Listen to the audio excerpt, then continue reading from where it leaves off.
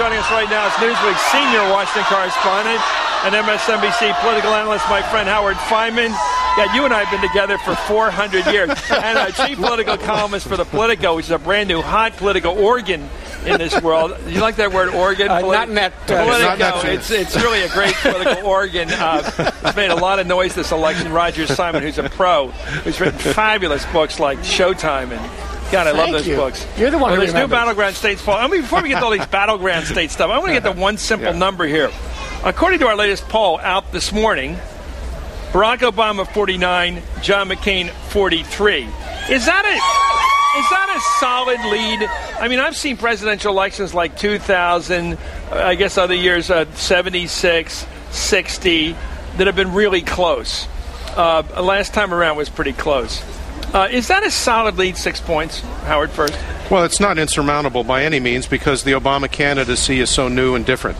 We're in different territory here. We don't know if the young people are going to turn out. We don't know if people are fully telling the truth to the pollsters. We're in new territory. That's what makes Obama's candidacy so interesting and so exciting.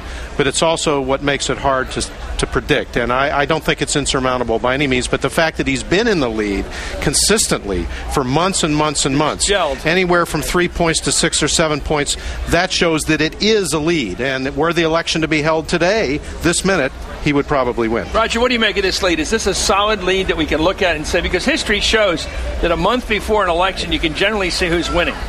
It's a good lead, and he'd rather be leading than be the guy who's not leading. But we don't know this time what the race factor will do. Is the race factor 6%? Is it double that? Is it 3 times that? Race factor, where you have a racial attitude, you hide it with pollsters. Absolutely. Well, and how much will it influence people who don't really think in their hearts they're racist, but when they get into the voting booth, they say, well, I don't really trust that guy for whatever reasons.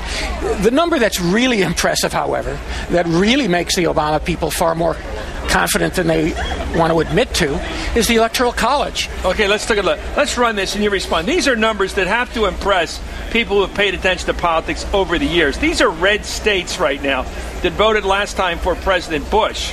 Look at this. Ohio is now Barack 50 to 47. In other words, he's got enough votes to win it. We're starting with Florida. Well, I don't know why we're starting with Florida. We're starting with Florida. We're looking at Obama is up by 2 points in Florida. Let's take a look at that's the Mason-Dixon poll. We have a CNN poll in Ohio. Obama ahead of McCain by 3. In North Carolina, Obama and McCain are tied. Let's take a look at that one. And we also have in Indiana, McCain up by 5. That's amazing. What's significant? Roger, I want Roger first. That is an amazing thing to have a Democrat leading in Indiana at any time. Well, if you go through the list of red states that Barack Obama can flip to blue, you can come up with a comfortable number of states. You can come up with Iowa. You can come up with Florida. You can come up with Virginia. You can come up with Colorado. You can go on and on. When you look at the reverse and say which states that were blue is John McCain going to switch to red, you say, well, maybe New Hampshire, and then the list peters out.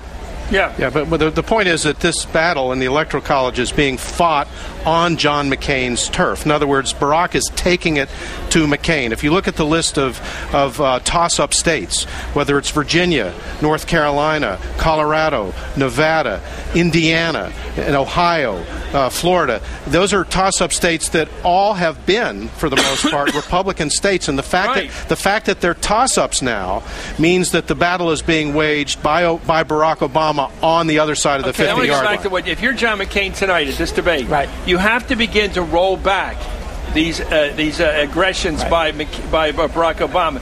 And what you do, I think, is raise doubts about it. If all it takes about a person is to go, an older voter, for example, I don't know about this guy's middle name, Hussein. I don't know about him hanging around with that terrorist back in the 90s.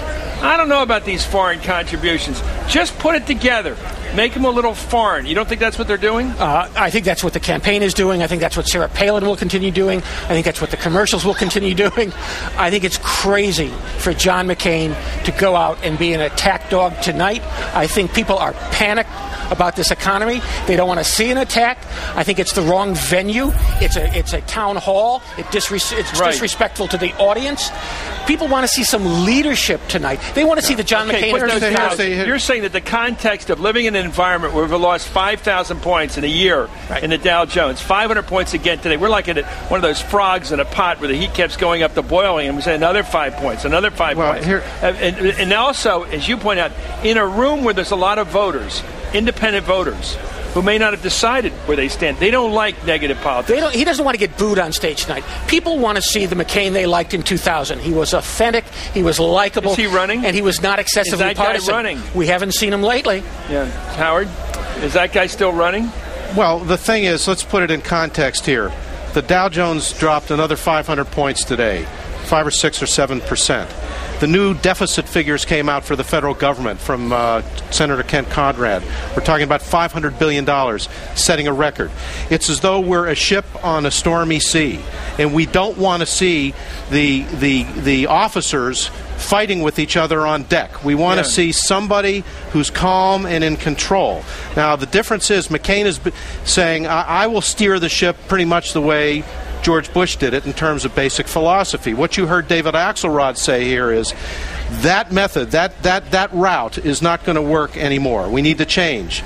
The question is whether people are going to want to go for this relatively inexperienced guy. So the only option that the McCain campaign has, even if, and I agree with Roger, McCain himself doesn't directly do it in the debate tonight, is to try to raise doubts about turning over the con to Obama. That's the whole campaign. That's the whole campaign. We should be worried about what's going on in our economy. 10 more years of this, and we're in Zimbabwe. I mean the way it's going. The economy has taken away the biggest talking point a Republican has, that Republicans are good stewards of the economy. How do you make that case to the American public? What does he say? I don't know George Bush. He's going to have to say, I'm a genuine change agent. I will depart from this policy that hasn't worked. I will not keep heaping vast benefits on the rich. I will help the middle class. He's got to mention the middle class once or twice. By the way, the way for him to do it also, and he didn't do it last time. The way for him to do it is to go after the Democratic Congress. That he can do. He can say, you can't elect Barack Obama. He might be a great guy. You can't elect him because he will be in cahoots with a Democratic Congress that will allow spending to get out of control.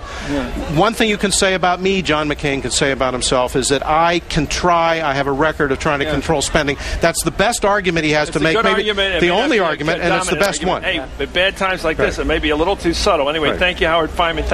Thank you, Roger Simon.